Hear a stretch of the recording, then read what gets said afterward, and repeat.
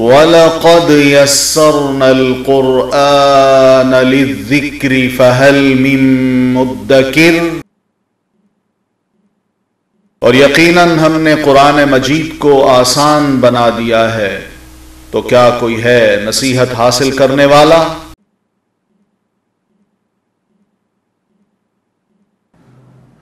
نحمدہ ونصلی علی رسولہ الکریم، اما بعد فاعوذ باللہ من الشیطان الرجیم، بسم اللہ الرحمن الرحیم۔ رب اشرح لی صدری ویسر لی امری واحلل عقدۃ من لسانی یفقہوا قولی۔ قرآن مجید ہم مسلمانوں کے لیے ایک ایسی کتاب ہے جسے ہم اللہ کا کلام سمجھتے ہیں، اور اللہ کی طرف سے یہ الہامی کتاب حضرت جبریل علیہ الصلاۃ والتسلیم کے ذریعے ہمارے پیارے نبی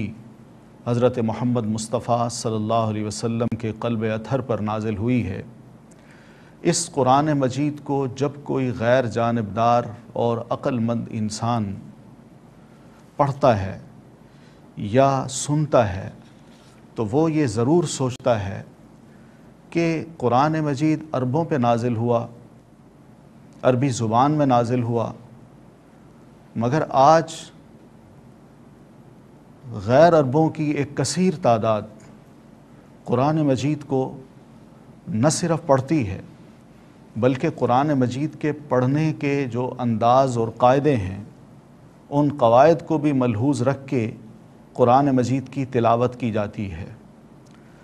آخر قرآن مجید کون سی ایسی کتاب ہے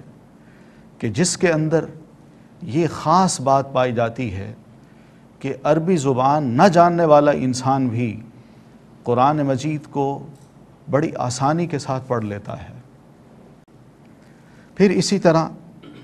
اس کتاب میں آخر کیا بات ہے جو فہم و بصیرت کے مختلف درجات رکھنے والے انسانوں میں یہ کتاب قابل فہم بھی ہے اور متاثر کن بھی؟ پھر وہ یہ بھی سوچتا ہے کہ 1500 سال گزر جانے کے باوجود اس کتاب کا بال بیکا نہیں کیا جا سکا،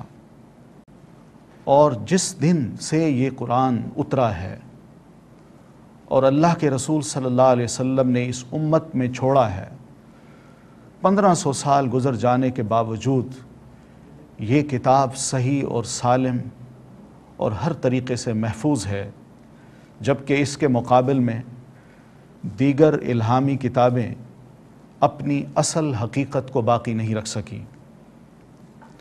یہ سوچ جب ایک صاحب عقل انسان میں آتی ہے تو اس کا مختصر جواب یہی ہے کہ یہ اللہ کا کلام ہے۔ اللہ تعالیٰ کا یہ مقدس کلام جب نبی علیہ الصلاۃ والتسلیم پر نازل ہوا تو اللہ تعالیٰ نے اس کی حفاظت کی ذمہ داری بھی خود لی، اور یہ فرما دیا کہ میں خود ہی اس کو اتار رہا ہوں اور میں خود ہی اس کی حفاظت کروں گا۔ ہم یہ دیکھتے ہیں کہ اس کتاب کو عام کتابوں کی مانند اگر سمجھا جائے تو پھر تو اس میں تبدیلی آ سکتی ہے، اس میں تحریف ہو سکتی ہے، مگر حقیقت یہ ہے کہ اس کتاب کو مسلمان جب اللہ کا کلام مانتا ہے اور اللہ کا کلام مان کے اس کو قبول کرتا ہے تو پھر وہ اس کتاب کو عام کتابوں کی حیثیت نہیں دیتا، بلکہ وہ اسے ایک الہامی کتاب سمجھ کر اس میں بے شمار قسم کے معجزات کو پاتا ہے۔ مثلاً قرآن مجید ایک آسان کتاب ہے، مثلاً قرآن مجید ایک ہدایت کی کتاب ہے، مثلاً قرآن مجید بالکل محفوظ کتاب ہے۔ جب قرآن مجید یہ دعویٰ کرتا ہے کہ میں ایک آسان کتاب ہوں، جیسا کہ اللہ تعالیٰ کا ارشاد ہے وَلَقَدْ يَسَّرْنَا الْقُرْآنَ لِلذِّكْرِ فَهَلْ مِن مُدَّكِرٍ، کہ ہم نے قرآن مجید کو نصیحت کے لیے بہت آسان بنا دیا ہے، تو کیا کوئی ایسا شخص ہے جو اس قرآن مجید سے نصیحت حاصل کرے؟ یہ آسانی کیا ہے؟ اس کتاب کی ایک آسانی تو یہ ہے کہ قرآن ہے تو عربی زبان میں، مگر اس کا استعمال ہر زبان کا شخص بآسانی کر سکتا ہے، خواہ اس کی زبان میں عربی زبان کے حروف تہجی کا ایک حرف بھی نہ ہو۔ پھر اس کی آسانی ایک یہ بھی ہے کہ اس قرآن مجید کو عربوں کے علاوہ غیر عرب حضرات، خواہ ان کے مرد ہوں، عورتیں ہوں یا بچے ہوں، بآسانی پڑھ بھی لیتے ہیں۔ قرات کے اور تجوید کے جو قاعدے اور اصول ہیں ان کو اپناتے ہوئے اپنی قرات کو یا اس کی تلاوت کو حسن بھی بخشتے ہیں۔ مزید یہ کہ اس قرآن مجید کی آسانی انہیں یہ نظر آتی ہے کہ خواہ وہ اس کے معنی کو نہ سمجھتے ہوں، مگر قرآن مجید کو یاد کر لینا، اس کو اپنے دماغ میں، عقل میں محفوظ کر لینا، اپنے سینے میں محفوظ کر لینا، ہر انسان کے لیے جو مسلمان ہے انتہائی آسان ہے۔ دوسری خوبی آسانی کی اس کتاب میں یہ نظر آتی ہے کہ اس قرآن کی جو لغت ہے، یعنی اس کے حروف سے بنے ہوئے کلمات اور کلمات سے بنے ہوئے جملے اور آیات، اور پھر آیات کا باہمی ربط، یہ سب کچھ ایسا ہے کہ ایک عام قاری بھی جب قرآن مجید کو پڑھتا ہے تو وہ اس کے معنی و مفہوم کو سمجھ جاتا ہے اور اس کی مراد تک پہنچتا ہے۔ وہ محسوس کرتا ہے کہ قرآن مجید میرے دل کے تاروں کو چھیڑتا ہے، میری عقلی اور اپنے فہم کی جو باتیں ہیں ان کو قرآن اپیل کرتا ہے۔ ایک غیر مسلم بھی جب قرآن مجید کو پڑھتا ہے تو وہ بھی اسے پڑھ کے متاثر ہوئے بغیر نہیں رہتا۔ قرآن مجید کی یہی وہ آسانی ہے جس کو ہم کہہ سکتے ہیں کہ قرآن ایک نور ہے، قرآن روشنی بخشتا ہے۔ ہر وہ دل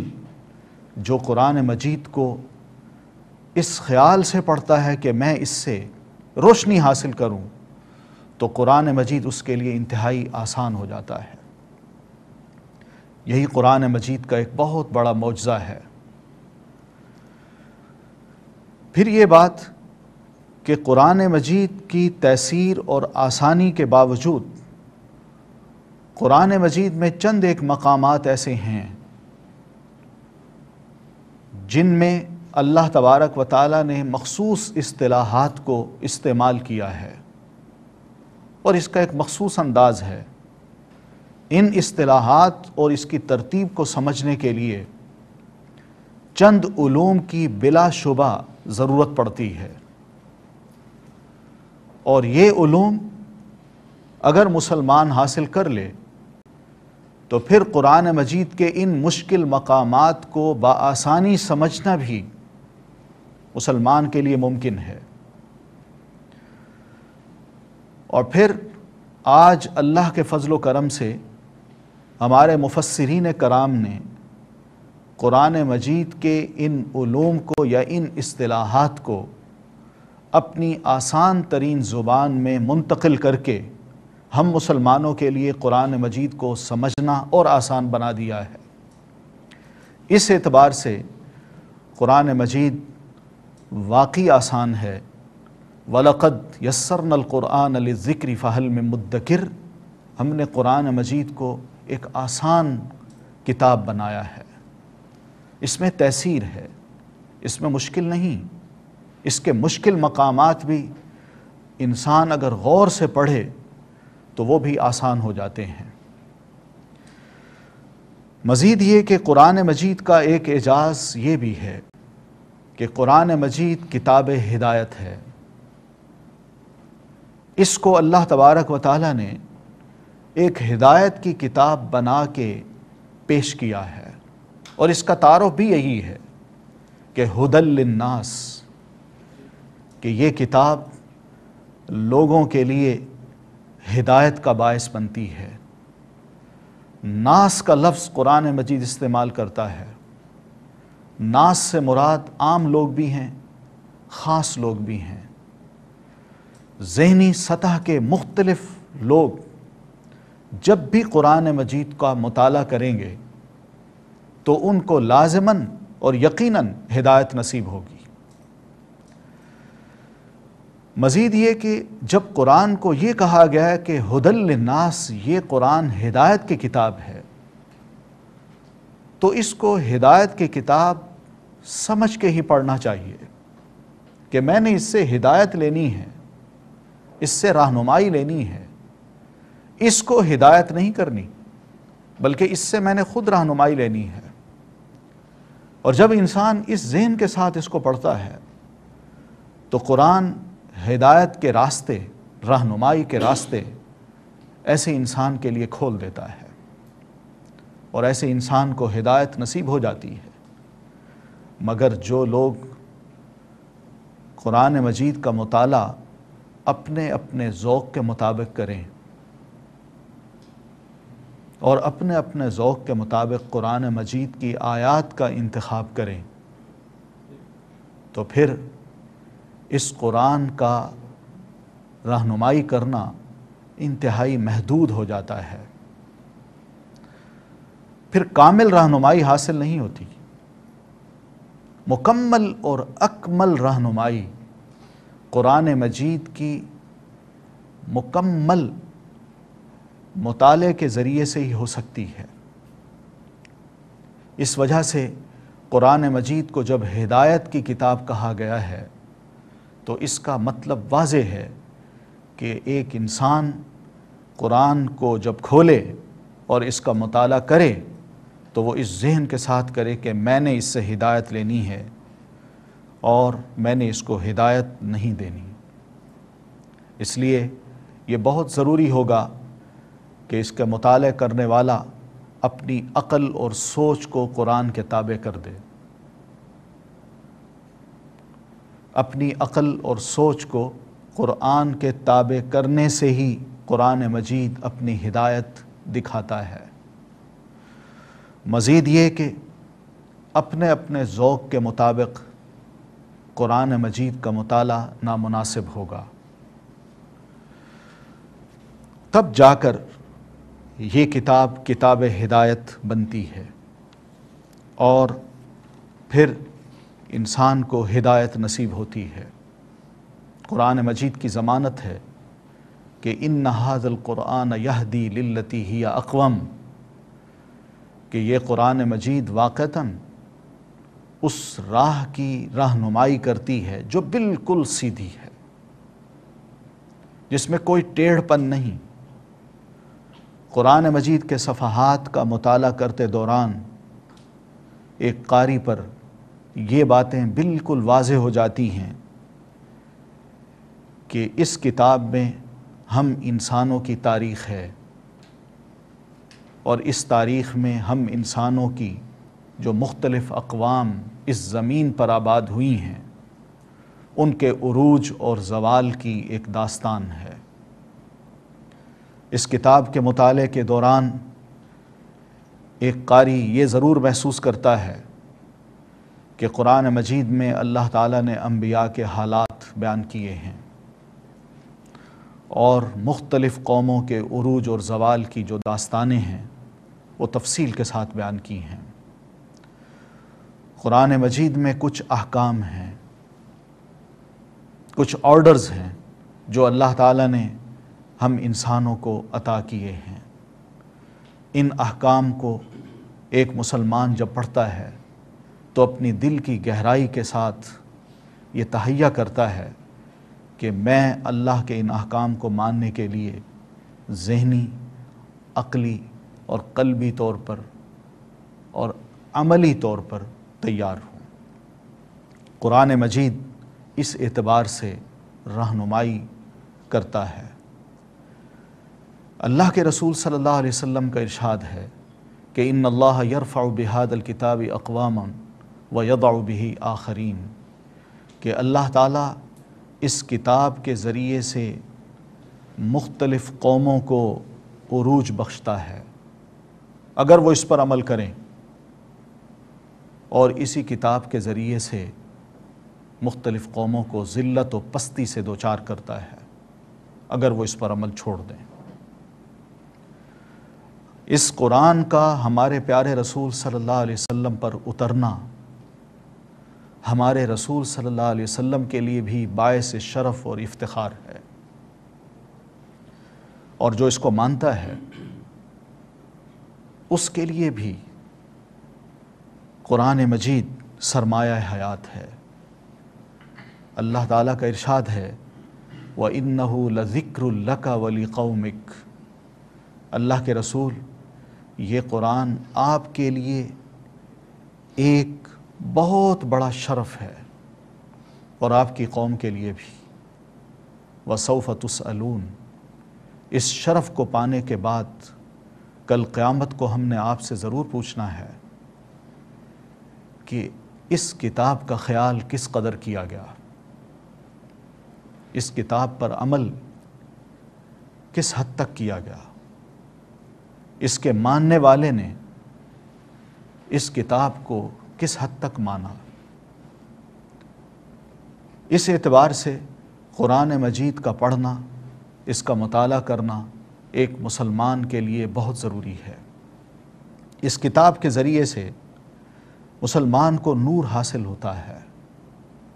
تاریکیاں ہیں ہمارے ارد گرد، اندھیرے ہیں، مختلف قسم کے نظریات ہیں، مختلف راہیں ہیں۔ ایک صحیح راہ پانے کا خواہش مند انسان جب ان تاریکیوں میں داخل ہوتا ہے تو اسے سمجھ نہیں آتی کہ میں کس راہ پہ چلوں۔ ایسی صورت میں قرآن مجید ایک نور بن کے اس کے سامنے آتا ہے اور اس کو راہ دکھاتا ہے۔ اس قرآن مجید کو پانے کے بعد ایک مسلمان پر فرض ہو جاتا ہے کہ وہ اس قرآن کے ایک ایک لفظ پر، ایک ایک آیت پر غور اور فکر کرے، تدبر کرے، اور اس کے بارے میں وہ جانے کہ اللہ تعالیٰ نے اس قرآن میں میرے لیے کیا میسج، کیا پیغام چھوڑا ہے۔ مزید یہ کہ اس قرآن کو پانے کے بعد ایک مسلمان یہ یقین کر لے کہ کتاب فصلت آیاتہ، کہ یہ ایک ایسی عظیم کتاب ہے کہ جس میں اللہ تعالیٰ نے اس کی آیات کے اندر ہی کھوٹے کھرے کی تمیز کر دی ہے، غلط اور صحیح کی تمیز کر دی ہے، اور واضح طور پر وہ راہیں دکھا دی ہیں جو کسی بھی انسان کو آگے بڑھا سکتی ہیں، جو کسی بھی انسان کی دنیا اور آخرت کو کامیاب کر سکتی ہیں، اور واضح طور پر ان راہوں کو بھی متعین کر دیا ہے جو انسانوں کو تاریکی کی طرف لے جا سکتی ہیں۔ اس اعتبار سے قرآن مجید کا مطالعہ ہم انسانوں کے لیے انتہائی ضروری ہے۔ یہ معجزانہ کلام ہے،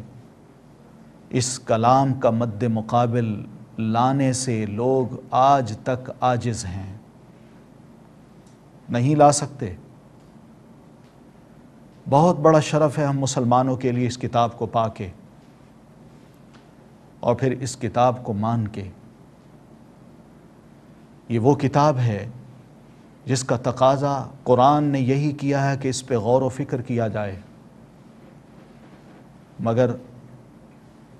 دیکھا یہ گیا ہے کہ ہم مسلمان دنیا کا کوئی موضوع ہو، کسی قسم کا سبجیکٹ ہو، ہمارا عام بندہ، طالب علم، صاحب علم آدمی جب کسی بھی موضوع کا مطالعہ کرتا ہے تو اس کتاب کی ایک ایک سطر اور ایک ایک صفحے کو سمجھے بغیر آگے نہیں بڑھتا۔ اس لیے کہ وہ جانتا ہے کہ جب تک میں اس کتاب کے موضوع کو نہیں سمجھوں گا، اس کے الفاظ کو نہیں سمجھوں گا، تو اس کتاب کا مطالعہ بے معنی ہے۔ مگر دنیا کی یہ واحد کتاب ہے جس کو بغیر سوچے سمجھے پڑھا جاتا ہے،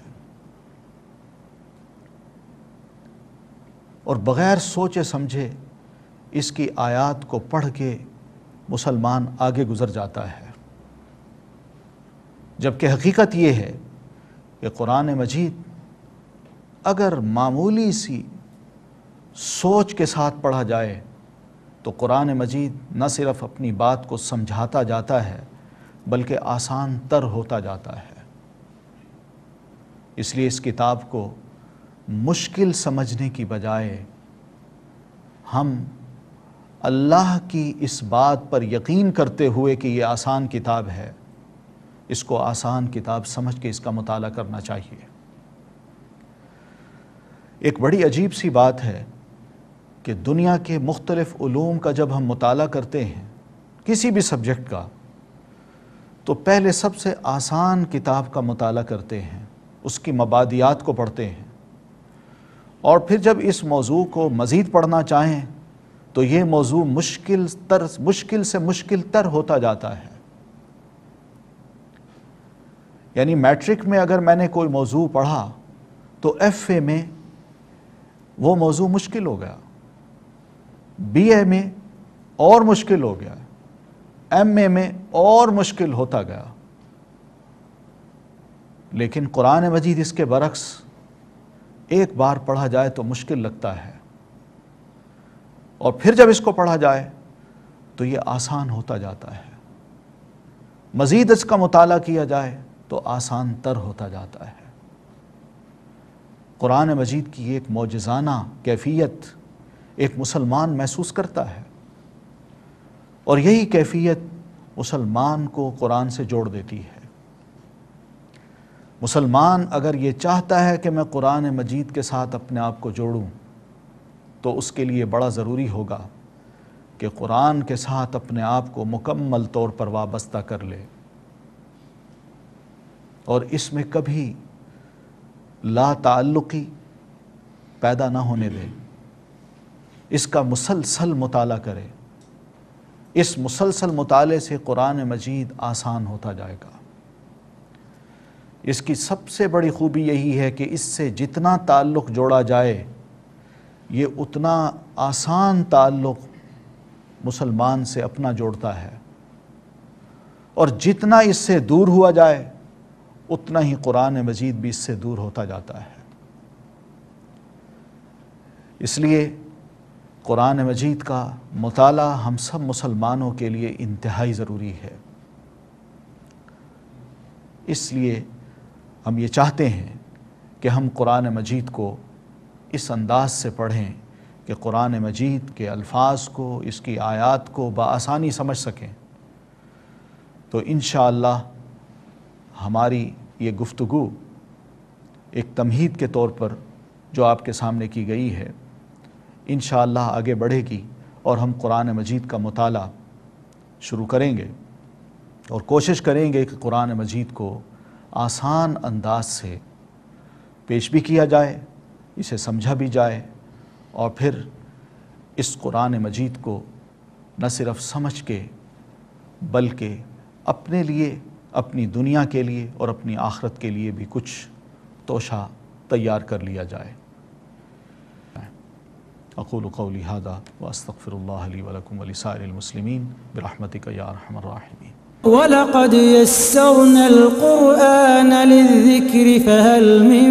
مُّدَّكِرٍ وَلَقَدْ يَسَّرْنَا الْقُرْآنَ لِلذِّكْرِ فَهَلْ مِن مُّدَّكِرٍ وَلَقَدْ يَسَّرْنَا الْقُرْآنَ لِلذِّكْرِ فَهَلْ مِن مُّدَّكِرٍ